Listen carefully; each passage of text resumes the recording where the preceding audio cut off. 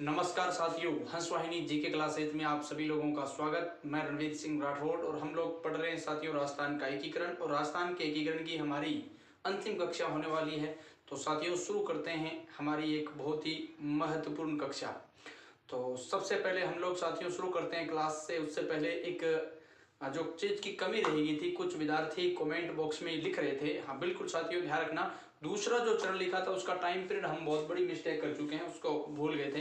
तो 25 मार्च 1948 लिखा ही नहीं, कॉलम ही नहीं था, तो वो थोड़ा सा गायब हो गया। ठीक है, तो आप सब लोग जानते हो। ठीक है, आपने लिख भी लिया 25 मार्च 1948। ठीक है, तो अब शुरू करते हैं साथियों अपना कौन सा, यानी कि आपका छठा चरण साथियों। छठा चरण जो कि बहुत इंपॉर्टेंट है। एमपी शब्द शराब, यानी शराब में सह तो पूरा हो गया, अब क्या बचा है, रा और बै बचा है। तो राज से मतलब यहाँ पर हो गया साथियों राजस्थान संघ। क्या हो गया? राजस्थान संघ। तो ले लीजिए राजस्थान संघ, यानी संघ का नाम क्या है? राजस्थान संघ। अब इसकी स्थापना कब होती है? देखिए निर्माण कब होता है इसका, तो सबसे पहले 26 जनवरी 1950। अब 26 जनवरी यानी अब राजस्थान दिवस कब आता है आपको बताने की जरूरत नहीं है, क्योंकि 52 सभा हो रहे होते हैं। ठीक है, समझ गए? तो देखिए ये निर्माण कार्य 26 जनवरी यहाँ के यहाँ तो टाबर टिकरी है। तो 26 जनवरी 1950 सिरोही राजस्थान में शामिल अंतिम रियासत थी साथियों, ये चीज ध्यान रखना।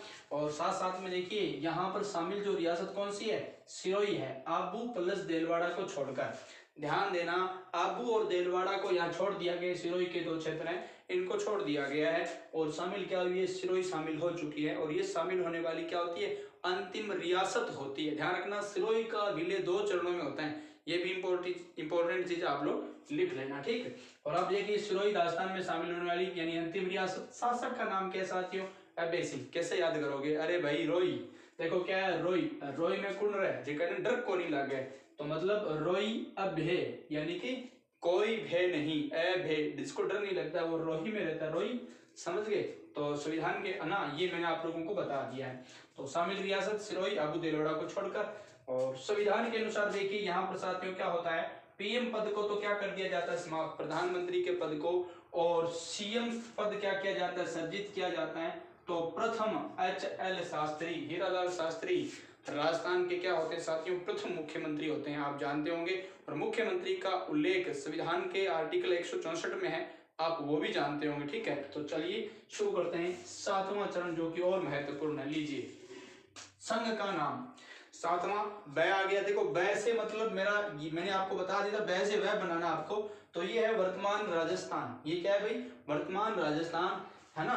अब इसका निर्माण कब हुआ, यानी इसका पुनर्गठन कब हुआ? तो ये हुआ साथियों कब? 1 नवंबर 1956। भारत का संविधान जब आप लागू करते हो 26 जनवरी 1950, याद है ना आप लोगों को? तो यहाँ पर 1 नवंबर 1956। ठीक है, बहुत इंपॉर्टेंट है। तो 1900 यानी कि 56 की बात हम कर रहे हैं। राज्य पुनर्गठन आयोग के तहत क्या हुआ है?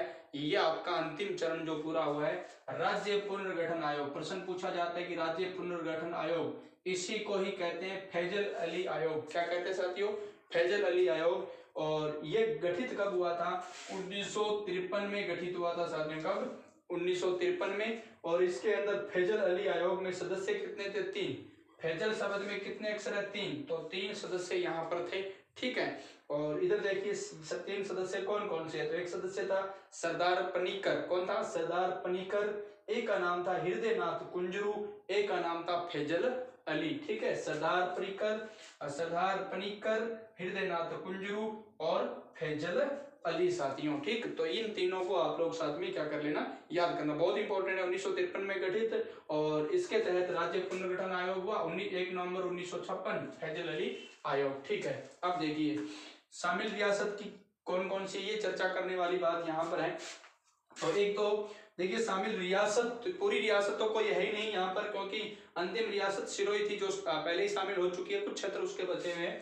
तो अजमेर मेरवाड़ा है ना, जो कि केंद्र शासित प्रदेश, आप जानते हो ABCD मैंने ट्रिक बताया था।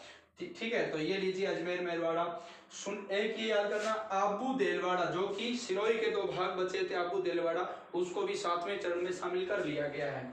सुनेल टप्पा क्षेत्र साथियों, यहाँ थोड़ा सा गौर कर लेना, कई बार प्रश्न अंदरूनी आ जाता है। सुनेल टप्पा मानपुर, ध्यान रखना मानपुर कहाँ पर है, एमपी की तहसील है मानपुर, और है ना, यहाँ अगर अपन चर्चा करें इस मानपुर को, ठीक है ध्यान देना, मानपुर की मतलब तहसील है ये, और इसका ये सुनेल टप्पा है, इस क्षेत्र को कहाँ शामिल कर दिया, कोटा में। सीधी सीधी बात है कि सुनेल टप्पा किसका था, कोटा का था, और उसको शामिल सॉरी मध्य प्रदेश का था, उसको शामिल किस में कर दिया, राजस्थान में, यानी कोटा में कर दिया। ओके, सिरोंज क्षेत्र की चर्चा करोगे साथियों, तो ये सिरोंज क्षेत्र किसका है, झालावाड़ का है, किसका है भाई, झालावाड़ का है, और इसको शामिल किसमें कर दिया गया, एमपी में शामिल कर दिया गया। ये 7वें चरण की कहानी। और देखिए अब अंत में क्या होता है, एक इंपॉर्टेंट चीज अलग बता देता हूँ, 7वीं संविधान संशोधन 1956 के तहत साथियों क्या होता है, 7वें, बहुत इंपॉर्टेंट है, संविधान संशोधन कौन सा है, 7वें संविधान संशोधन के तहत 1956 में होता है 7वां संविधान संशोधन, और राज्य प्रमुख का पद क्या कर दिया गया, समाप्त कर दिया गया। जो पद सर्जित किया गया वो किसका किया गया, राज्यपाल का किया गया। राज्यपाल का पद सर्जित, प्रथम राज्यपाल गुरुमुख निवाल सिंह और वर्तमान राज्यपाल कलराज मिश्र साथियों, ठीक है।